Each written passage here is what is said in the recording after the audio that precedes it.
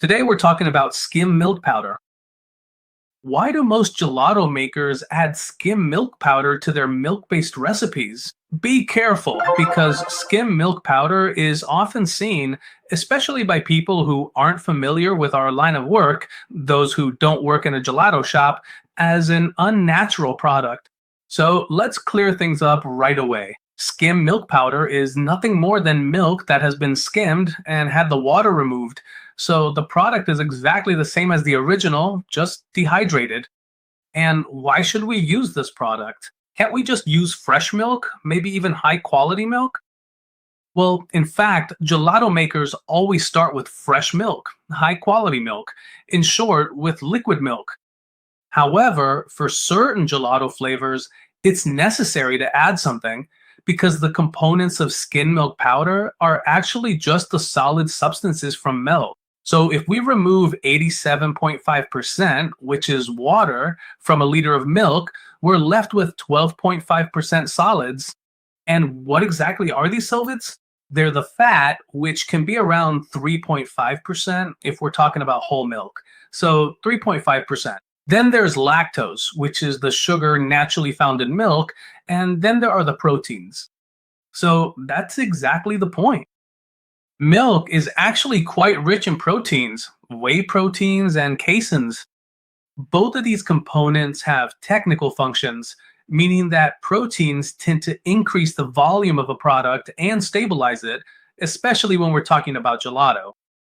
Now, old recipes from back in the day were all built around eggs.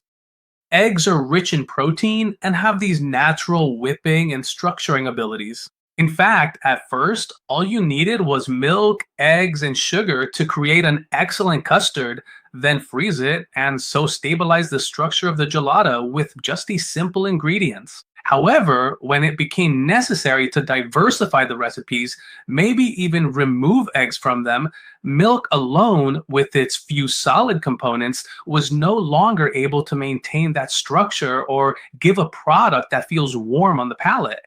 Because when we have more air or more solids in the product, it actually seems warmer in the mouth, even if the temperature is the same. We're talking about a product at a negative temperature, so minus 13, minus 14 degrees. Well, if we remove eggs and their proteins, we need to replace them with other proteins, preferably natural ones, maybe those from milk. And so we can't just add more liquid milk because that would mean adding more water, which would dilute our recipe. So the only way we have to add natural milk proteins is to use a product called skim milk powder, which is simply milk from which the water has been removed through a heating process. So it's very natural. Now, powdered milk is a product that's also commonly given to children as food, so it's not a dangerous product. It's not synthetic or something to be afraid of. It's simply milk without water. So, when you see in the list of ingredients that, along with fresh milk, there's also skim milk powder, it doesn't mean the gelato maker is trying to save money on milk by using powdered milk and reconstituting it with water to get a cheaper product. That's not really the case. In fact, let's say that instead, they're actually combining a high quality milk with an equally high quality powdered milk. By the way, here in Italy, we have a company that produces powdered milk of the highest quality. So, can you avoid putting powdered milk in gelato? Well, yes, why not?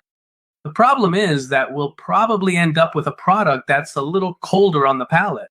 We'll have a product that maybe holds its, let's say, airy structure less because proteins actually have this natural stabilizing function. So, a little bit of skim milk powder in milk based gelato, especially when there's no egg, is definitely important to add because it gives the product a better structure when it's sold. And of course, these are results that we see over the course of a day or within a couple of days. Obviously, if I'm at home and I need to make gelato for immediate consumption, I can even skip using milk powder. However, I'll end up with a product that feels colder on my palate because it will have incorporated less air and retained it for a shorter time. So it won't have that softness or that slower melting quality compared to a gelato that does contain milk powder. So I hope I've been helpful to those who are familiar with our world of gelato and who might have been suspicious about seeing the ingredient skim milk powder listed in a recipe book.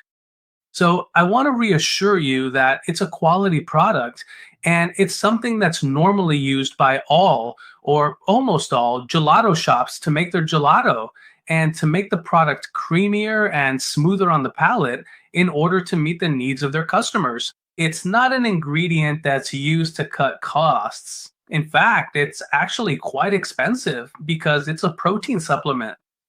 If you have any comments or if you'd like to learn more about this topic, feel free to write below this video. Thank you, and see you next time.